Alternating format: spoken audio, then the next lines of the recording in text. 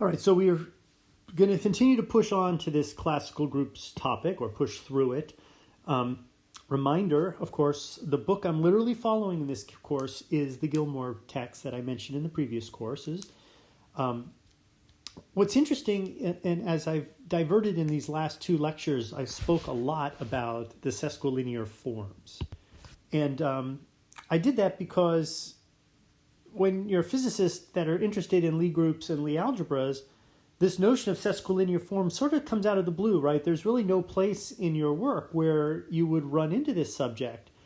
We even got through our entire What is a Tensor series where I talked a lot about inner products, and I don't know if I ever used the word sesquilinear form.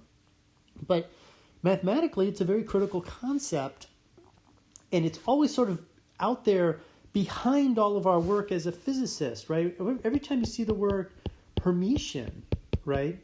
And I pointed this out a little bit in the last lecture, it really is derived from this notion of sesquilinear forms. And the more I think about it, the more I realize that the notion of a Hermitian operator in physics comes out as one of those relatively arbitrary things, right? You get a quantum mechanics textbook and they say, okay, here's how we're going to do this. All the physical properties of a system are embedded in this thing called the wave function, right? The wave function, that's it. That's the whole scoop. And the wave function's interpreted as a probability density, right? Probability density. And, all measurable things are operators, right? And operators. And, but not only are they operators, they're actually Hermitian, right? And you can start a study of quantum mechanics with these postulates. And you lay down the postulates, which involve wave functions, Hermitian operators. The Schrodinger wave equation is usually one of the postulates. The correspondence principle, right? You can, I think, 4 or 5 postulates. I can't remember how my original quantum mechanics book did it. But it said, look, forget the logic of where these guys came from. It's all embedded in the deep past where lots of very smart physicists who knew a hell of a lot about mathematics, read vector spaces and inner products on vector spaces. They thought about the mathematics. They looked at all the existing experiments involving ovens and spectra of atoms and all these things, Stern-Gerlach and all that stuff. And they kind of put together this formalism. And look, let's just get right to the chase. We've got a differential equation that acts on this thing called the wave function, which we give a really interesting interpretation to, and it seems like all measurable stuff in the world we model as a Hermitian operator, and if you do all this, everything works. And fine. So if you accept that, what you're basically accepting is a bunch of rules that, although you know they're not arbitrary, you know that there's this history that goes back from like 1920 to I don't know, when did they figure this out? Somewhere in the 40s, right? That where they figured all of this stuff out, they lay it down for us, and we just go from there. And then later on in your career, if you're really interested in this, you say, what is that Hermitian operator thing all about? Anyway, my point is that the reason I'm harping on the sesquilinear forms is ultimately that's kind of what I do, right? These lectures are about very routine stuff in physics, but I try to make them distinguish them from like normal presentations by kind of unpacking some of the things that look like they're axiomatic to the physicist, but to the mathematician, the notion of sesquilinear forms is like a derived concept. Like thermodynamics to a physicist is an emergent theory from microphysics where atoms are banging into each other.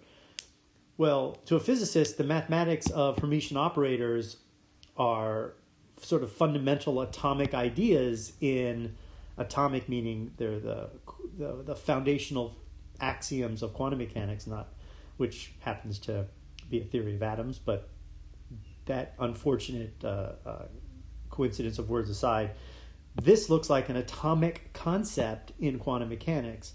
But a mathematician looks at it, and the Hermitian operators are completely like thermodynamics to them, right? It's very emergent from the theory of linear operators, or the theory of what's the right theory? Not linear operators. The theory of functional analysis. It all comes out of sort of functional analysis, which is functional analysis is a pretty low-level mathematical theory. But of course, with mathematicians, there's always some mathematician out there who, whatever you study as a mathematician, they think you're just like out on a limb in crazy land, and they're studying something more fundamental that your whole life is, predicated upon. So I don't know, if you're an expert in functional analysis as a mathematician, there's probably some logic. There's some guy who studies mathematical logic who's like, oh man, you're just real crazy. You don't know what you're doing. You're way beyond the fundamental concepts. I mean, and I think that's kind of bottomless. I think the ultimate bottom so far in that kind of work is these guys who study algorithmic complexity theory, and those guys who are really interested in stuff like Gödel's theorem and the halting problem and stuff like that. Anyway, so to move on, we're going to talk about these forms again, and we're going to get back to the idea of these classical groups, review a little stuff that we've already presented in the previous lectures, again, just to sort of get our feet back under us and push on. So we will start with a vector space, just lay down some of the data. Vector space with a basis E and a second basis E hat, which is related through this matrix AJI. Just as a reminder, our matrix groups, our classical groups, are going to be groups of these matrices, right? And so this is how we've been doing. This is Gilmore's method. Over here, I've put the notation I found in another paper that's very good on the subject. And it was written by a mathematician who's talking about this purely in math language. They sum over any repeated index, right? So they're summing over the i's, even though the i's are both in the lower position. And also notice they're summing over the first index instead of the first index on the matrix instead of the second, which would be interpreted you would interpret this as a row vector. Here, you would interpret it as a column vector, right? You can do this either way, right? So I'm going to, just for kicks, because this is an opportunity to sort of refresh these concepts a little bit, right? Because it's an opportunity to refresh these concepts, I'm going to take that opportunity. Meaning I haven't thought about this in years, so why not think about it now? All right, so we're going to introduce T, which is a linear transform. So it's a map from the vector space to the vector space. Now notice when I do it this way, I'm just saying it's a linear transformation. It has all the properties of a linear transformation, but I'm not necessarily asserting it's a matrix per se, right? The set of linear transformations is an abstract idea, just like a vector space is an abstract idea. When I write the vector space like this, what I'm doing is I'm saying, I'm establishing a basis, and I'm establishing these numbers here as a relationship between these two bases. And this is not really an abstract statement. This is a statement that I have two bases with a definite relationship. And by implication, I've pulled out one particular one of those relationships called A. That's my basis transformation. So although this is somewhat abstract, because I haven't really literally defined A, certainly, and I haven't literally talked about the vector space. In fact, I haven't even specified the number of dimensions in this vector space yet. And I certainly haven't established, for example, an inner product, which although isn't required for a vector space, I haven't. So this is you can still interpret this as pretty darned abstract, but it's more concrete than just this kind of thing. Or it's more, if I just say I have a vector space V, that implies I have, every vector space of n dimensions has a basis, right? So this really is not, and every basis has a relationship, right? So this idea here really is not much elevated in abstraction than just the usual thing, vector space, n dimensions. It's always over some field, right? There's always some basis. And there may or may not be an inner product. If I add this inner product into my little box, I have gone one level more of specificity about the vector space. And I said this vector space has the properties of an inner product space. But again, if I don't describe it, there's a lot of inner product spaces out there. In fact, that's what we're trying to do. We're trying to say what are all the possible inner product spaces? That's where we're headed with all of this. All right, so moving on. T, we introduced a linear transformation. Now this is valid on both sides, right? I'll do this one in, should I do it in red or blue? I'll do it in blue over here, just to have the different notation. On both sides, if you're using the totally abstract notation, everything looks the same.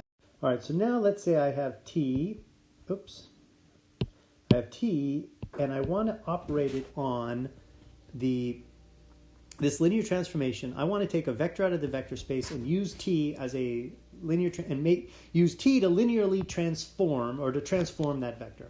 So I can pick any vector in the vector space. Our ultimate vector space we're going to call V in both cases, right? Now notice, look, V is V here and V is V here. The two sides of this are totally just notation, right? So we're talking about the same vector space. We're just using the work in different notation. I like notation. That's a big thing for me. Like I said, that's why I'm going to take the chance to do both. But also recognize that everything in the hatted basis and everything in the unhatted basis, they're all vectors in V. It's just they're expressed in a different basis, but they're still vectors in V.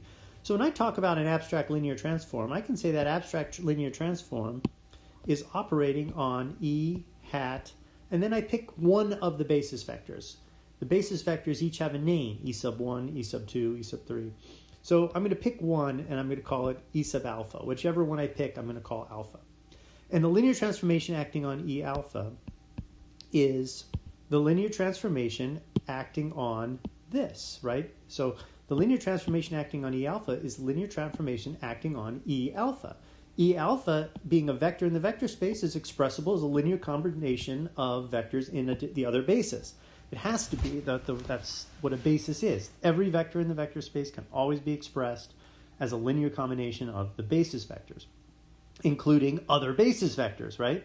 So this is straight up. Now, T is a linear operator, so I can pull out these scalars, right? Remember, these are a collection of scalar numbers being summed over, actually, if I have an alpha here, I need an alpha there, right? That J there needs to be an alpha.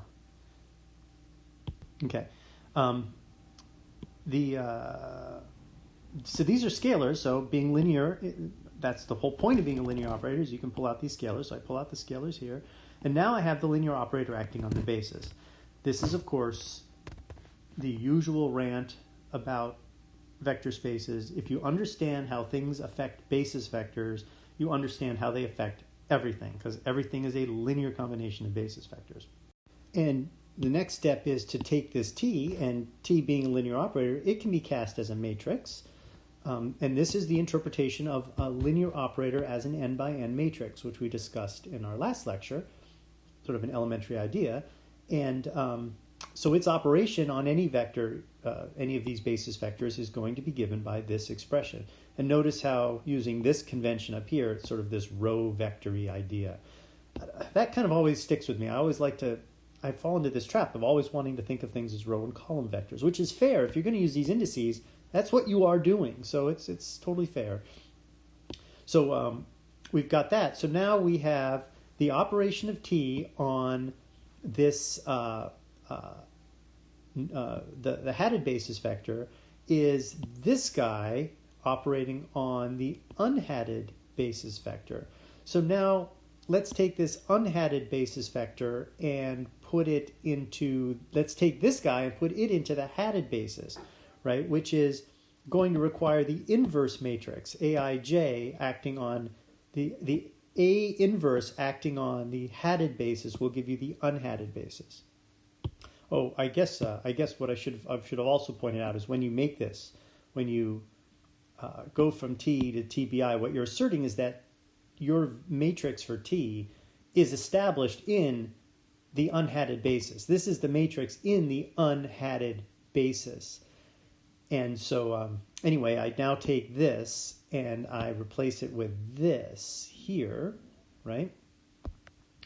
And then this last line, this guy right here, that, notice that the i's sum out, the beta's sum out, the gamma's sum out. But if you ignore this last gamma, I and gamma are left behind, and that's going to be a matrix, which I guess we'll call T hat, isom out, so we're left with alpha, gamma, E hat, gamma, right?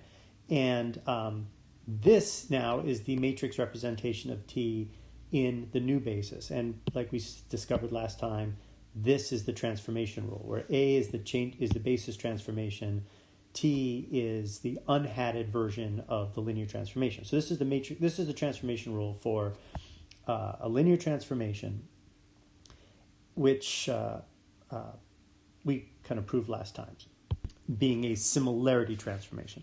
Now in the other notation, I'll just sort of complete it out in the other notation, and you can compare side by side.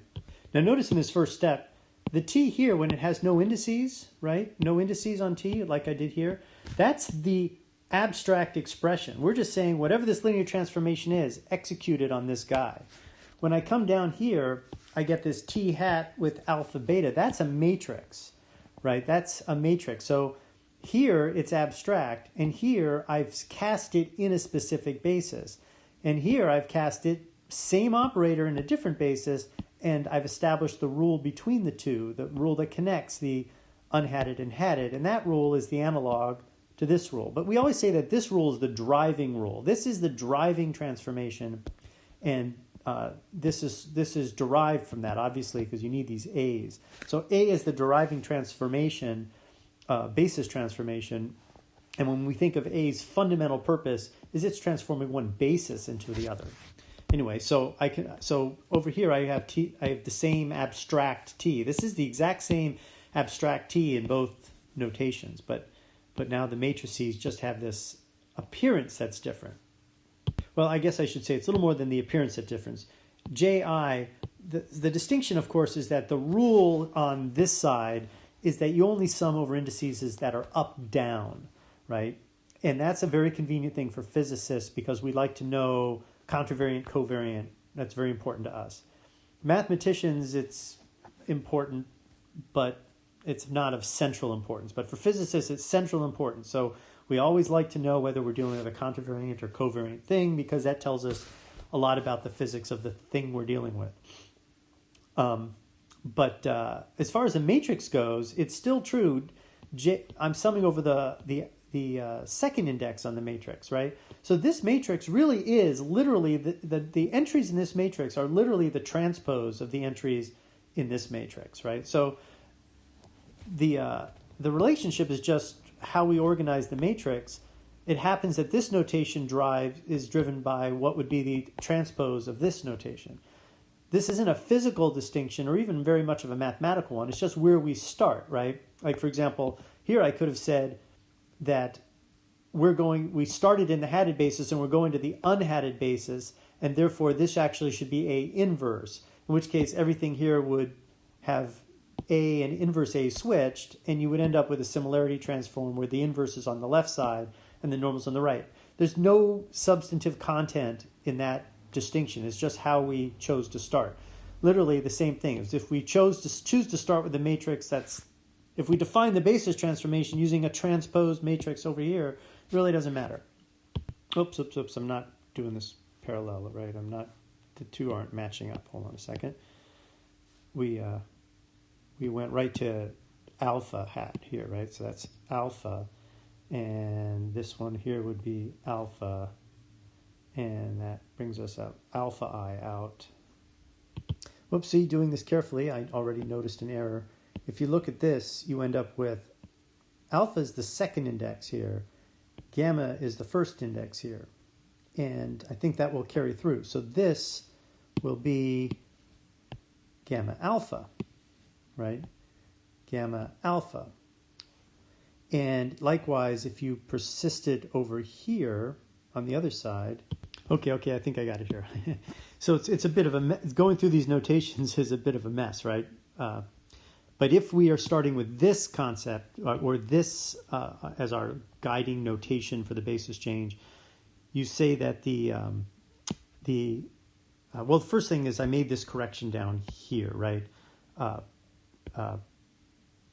The alpha or the gamma is in the first index and the alpha is the second index. So you end up with the matrix gamma alpha E gamma, which is consistent with how it was done here, right? It's sort of this row multiplication system for the unhatted version. So the hatted version should be the same. So it is. Over here, we establish this notation for the linear transformation, which sort of mirrors this notation. So we have the up-down indices, but the column indices. And then we just start matching. These guys will cancel. Not cancel. These guys will contract out. These guys will contract out. You're left with a lower alpha and an upper gamma, and then a lower gamma here, and you still have sort of the row constructions. And this mimics this. Same concept, different notation system.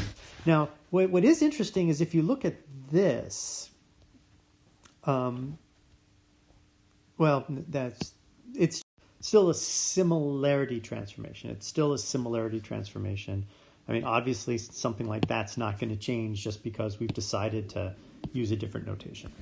Okay, so if you see different books and you start studying this on your own, just be prepared for this kind of stuff. Be prepared to have these inverses showing up on the wrong side, the notations kind of being all down instead of up down, or sometimes it's even up down, but in like oddly the reverse way, meaning they're using the up down, but they're using a row versus a column interpretation. I think a moment ago I said row here, but this is a column interpretation of these vectors in this matrix, meaning this is matrix multiplication of a column where this is matrix multiplication of a row vector.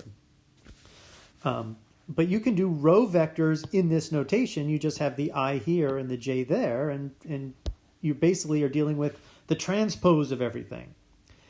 But I don't want you to get the sense that the transpose is a completely vacuous notion that only matters with notation. We're going to see in a moment that transpose is pretty important. In fact, we saw in the last lecture, the transpose was the way these basis transformations affected bilinear forms when you interpret the bilinear form as a matrix. All right, so now let's look at some issues regarding bilinear forms.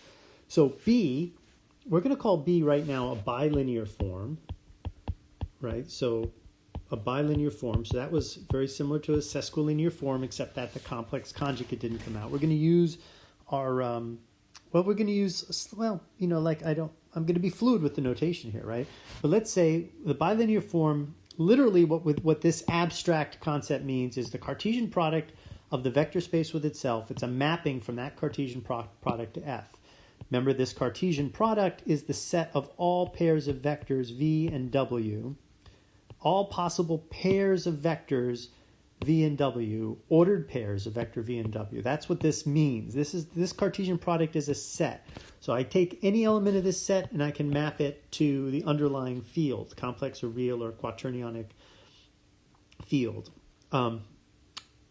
But the way the notation is going to work is I'm going to say B takes two vectors and gives you I guess I should write B takes two vectors, and this is an element of the underlying field.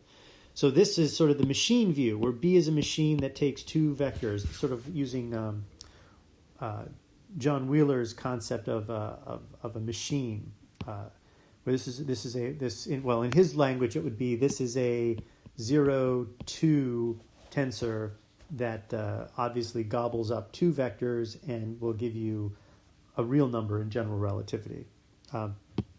Disregard that if you're not following the general relativity thread of our lectures.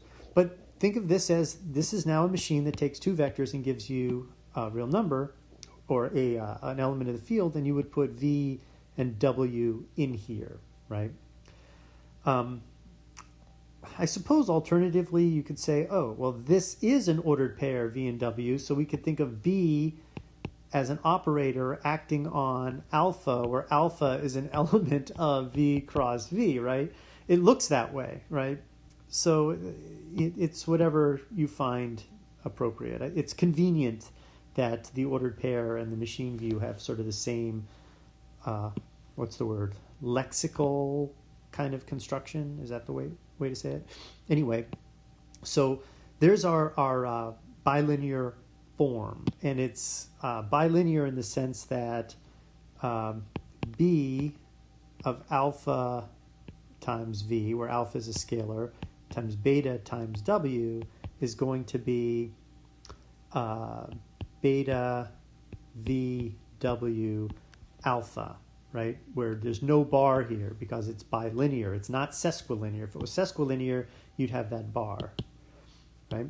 So it's bilinear. And because we're dealing with fields, in principle, you don't need to do this left-right thing. You could easily write alpha, beta, V, W. However, if you're dealing with those, if you got those pesky quaternions in there, the order matters, and we have to decide how we want the order to come out.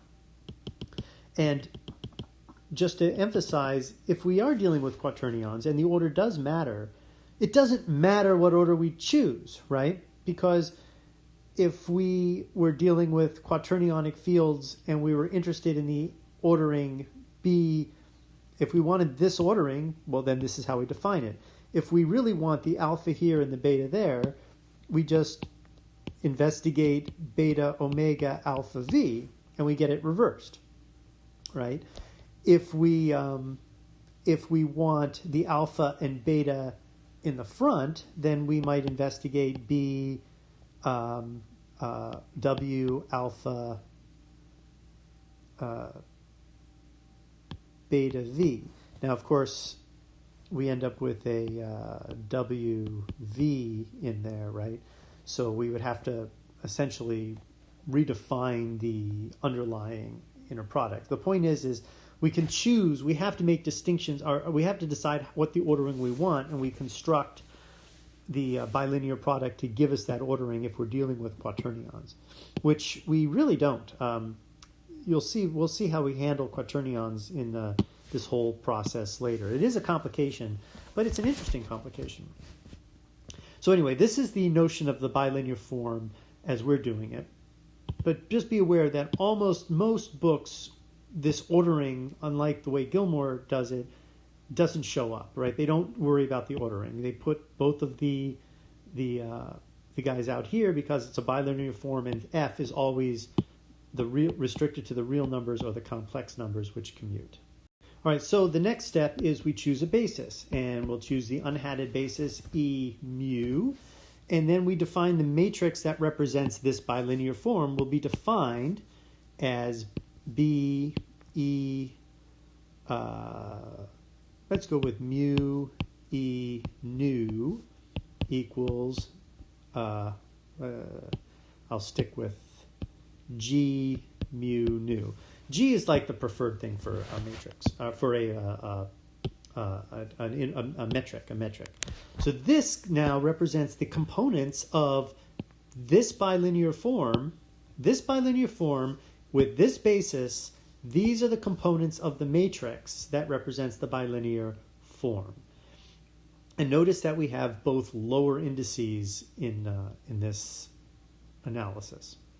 All right, so now we're going to redo something we did a few lessons ago describing the isometry group, or the isometry of this bilinear form. So this bilinear form has an isometry to it, and we'll see what that means in a moment. When you see the word iso in something, or the prefix iso, you know that something doesn't change under some kind of transformation. And what we're finding is we're going to look for transformations that leave B unchanged.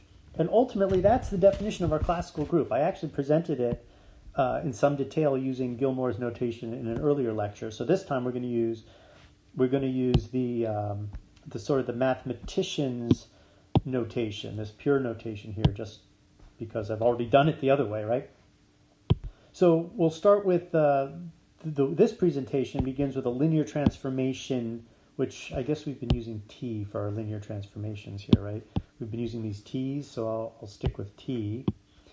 So T is a linear transformation, so it's a map from V to V, right? So what we're interested in is we're interested in circumstances where the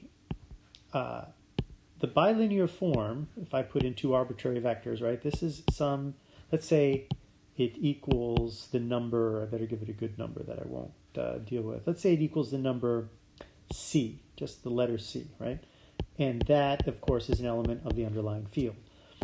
I'm interested in these linear transformations, maps that take the vector space V, right? And here's the linear transformation. I guess I'm calling it B. So we're looking for these maps from V to V, right? That are such that, and I'll put this in V, that if I transform the first vector and I transform the second vector, I transfer both of the vectors, this still equals C. It doesn't change. It doesn't change.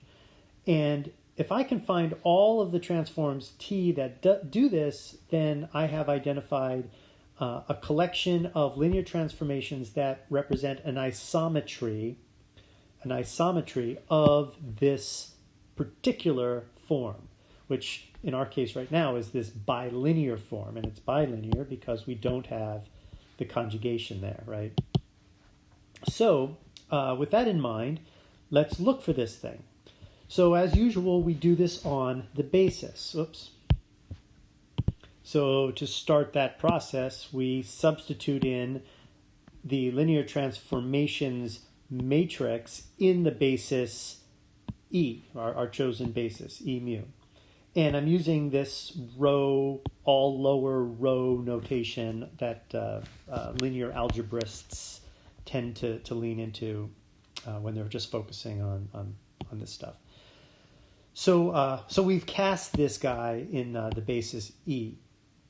So now, being a bilinear form, we know how to handle these two. This is a scalar and this is a scalar. Scalar meaning it's an element of the underlying field. We know how to handle that. We've got this rule up here, right? So our first step is to pull this guy out. Oops, look, I already screwed up my rule, right? Didn't I screw it up here? No, I got it right there. So you see, I already screwed this up because I took this and I put it on the left and I took this and I put it on the right, which is tempting, but not Gilmore's prescription. He goes this way and that way. Let me fix that. Okay, there. Now I've got it right. Beta mu, alpha mu, alpha mu. And notice this is all that row construction. Well, this guy I can substitute using, our notation here, right? This is all notation. This thing is just defined as this.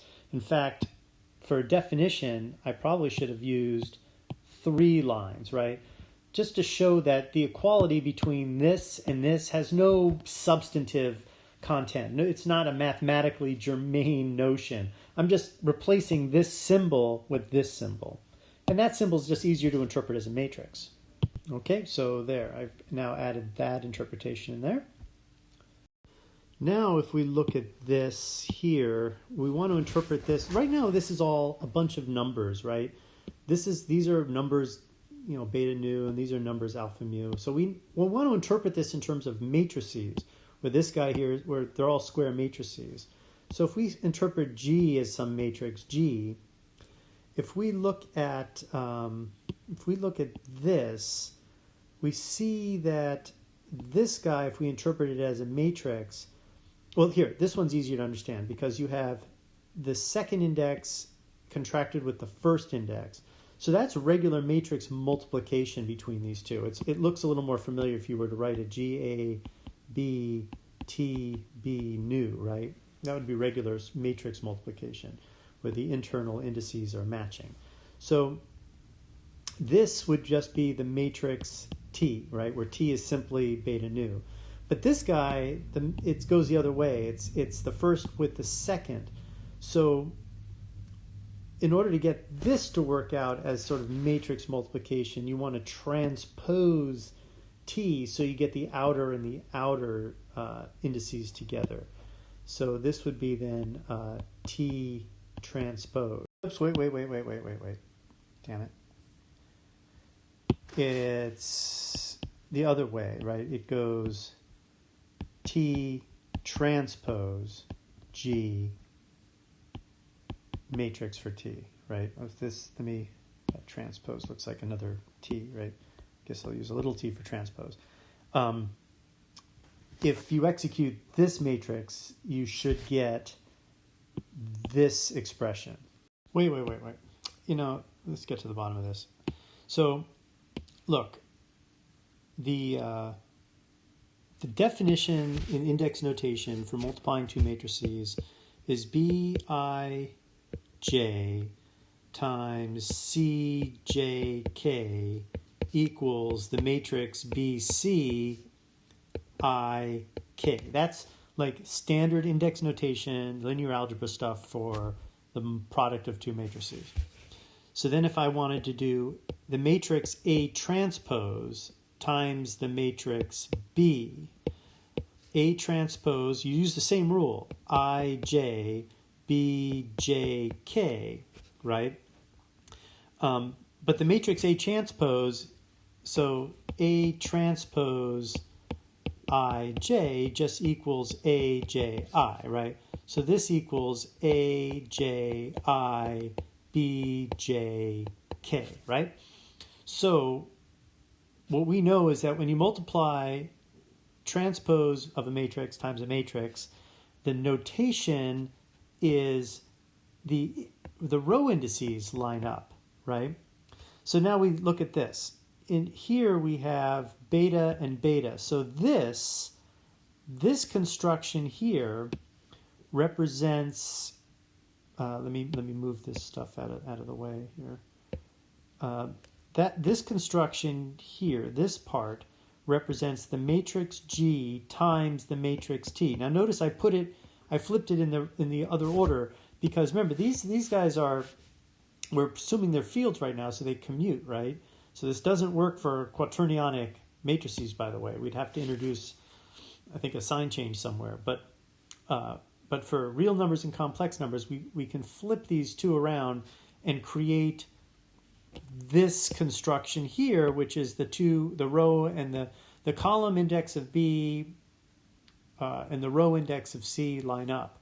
So you get that. This, however, these two match this construction, which means we're dealing with the transpose of T, right? So we put T transpose like that. And that's how we get the matrix interpretation of what we've just. All right, so now with this in mind, let me erase this stuff here. So what have we shown? We've basically shown, in some sense, we've shown how to transform we've shown how to transform the matrix for B, right? What we've said is that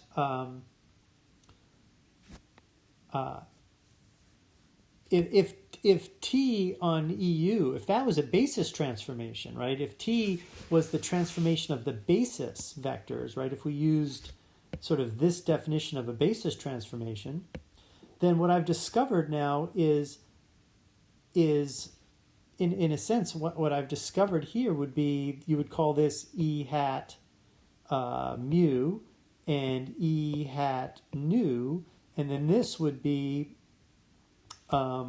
essentially the matrix interpretation of B hat, right? So we that's one way of looking at this, is we've just changed the basis and we've discovered the we know B E mu E nu, right? When we went from here to here, we kind of asserted that we know the matrix interpretation of B in the unhatted basis. And so now I've just found the matrix interpretation in the hatted basis, and this is that interpretation, which means this is the transformation property of the matrix G, which is not the same as the similarity transformation. So I went through that the last lecture. But now, a couple lectures ago, we said, well, wait a minute. I'm interested in those matrices T, where B, E mu, E nu equals B, E mu hat, E nu hat. Right? I want those to be the same. Now notice we never made that stipulation here. And the notation I used a few lectures ago was not the same as this notation. We're revisiting this important concept using this other notation, the notation of the mathematician, the linear algebrist, and the abstract notation of the bilinear form, right? We can interpret it as a matrix like we're doing here and literally here. But here we just understood it as sort of a basis transformation of B. But now I want to say is, yeah. But look, I'm going to find just those special T's where when I do this operation, when I execute this process, I know what this is, and I'm going to choose T B mu nu in such a way that when I complete this exercise, it's going to be that each matrix element, G mu nu, actually equals G hat mu nu. In other words, there's no change in the representation. There's no change in the representation of the bilinear form, despite the fact we've changed the basis. So we changed the basis, and yet the bilinear form stays exactly the same. And by staying the same, what I mean is the components of that bilinear form in its matrix form, right? When I create the matrix in the unhatted basis, and when I create the matrix in the hatted basis, the matrix is identical. It's the same matrix. I want to know all the T's that do that, right? All the T's that do that. And, so that means that this guy here, or this guy here, right? The same thing. Those two things have to equal G alpha, or G mu nu, right? G nu or mu nu, right? They have to be the same. They have to all be the same. Let me write it this way, right? This is the condition that's required. Given a basis change A, no matter how you choose to use your index notation, ultimately when you deal with matrices, this is the condition that is required. And in addition, why don't we take a quick look back at our process here? If we look at this step here, right, we go back to this step right here. I'll circle it in red for the time being. If we go back to that step right there, we remember that that this guy comes out up front clean. This guy comes out to the right side using Gilmore's notation. Now imagine that this was a sesquilinear form, right? Imagine this was a sesquilinear form. This guy would come out with a conjugation. And just for kicks, I'm going to indicate that conjugation by, I'll put a bar over it, sorry. I won't, I need so let's put it with a little star, right? A star, that's the conjugate form. So,